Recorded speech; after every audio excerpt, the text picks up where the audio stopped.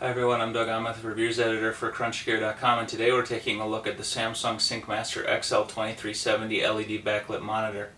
Can you imagine if that's how I did reviews? You know, some people actually do video reviews like that, but it's like a robot. I'm not a robot. I'm a boy. I'm a human boy with feelings.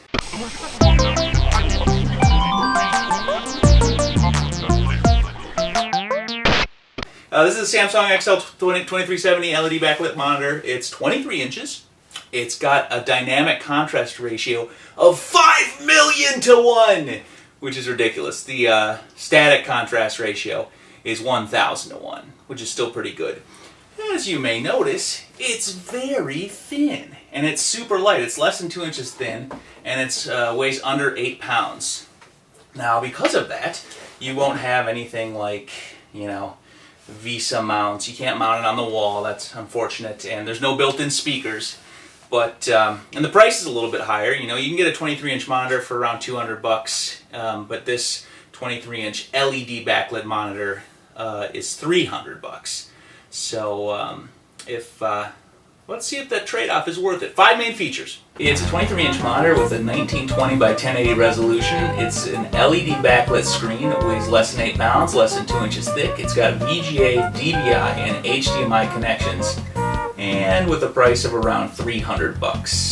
All in all, I'm pretty impressed by this monitor. I've been using LCD monitors for a long time now. This is my first foray into an LED backlit display that wasn't attached to a laptop, and it's been pretty good. And the thing I like most about it is it's not ridiculously priced more than a standard LCD monitor. You can get into a 23-inch LCD monitor for around $200. You'll find that most 23 inches right about now maybe around $250. So for $300, you get a much thinner bezel here. It's very light, it's easy to move around, and the colors and brightness and all that good stuff is really nice. So I've been impressed by this so far. I would actually buy one of these to use on my own, which is not something I say all that often.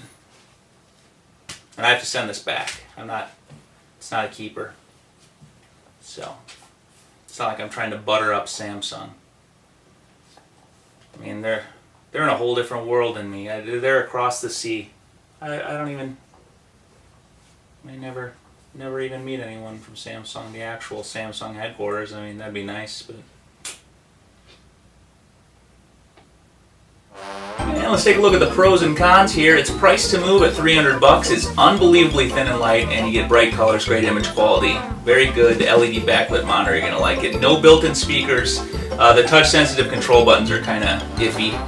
And like I said, there's no Visa mounts, but I can't really hold that against it since, you know, it's only 2 inches thick.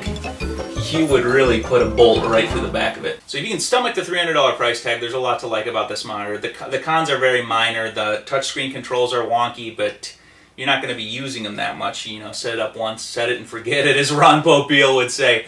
And the lack of Visa mounts in the back, you can't really count that because the thing's only 2 inches thick. There's no way you could, it's not that they left it out. And no built-in speakers. I've actually made that a con for some of the stuff I've written on CrunchGear, and people in comments have said, who cares about no speakers? So I will say, who cares about no speakers? And you do have output. So if you use the HDMI input, you do have digital audio out and standard audio out. So you can route it out through the speakers if you want to do that. But for $300, it's just marginally more expensive than a 23-inch LCD screen. So the LED backlit display, you get much thinner bezel, very light. I'm impressed by this monitor. It's a pretty good choice. Doug on with crunchgear.com.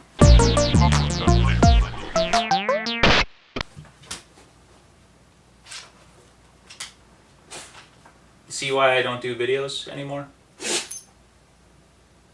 See why?